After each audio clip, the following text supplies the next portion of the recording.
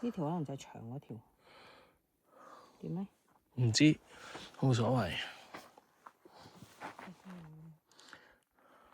3km 之後。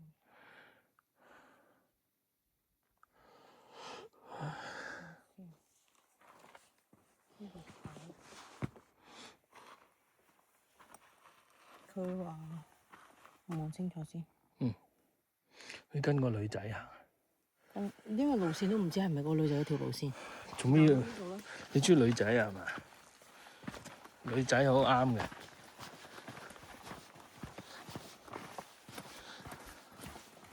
其實行左行右都係翻轉頭嘅啫。佢呢度寫正常個牌都，佢都箍死你點樣行㗎啦，係咪啊？咁想俾少時間你睇一睇先，我覺得唔。睇呢條路線係而家行緊呢條路嚟㗎。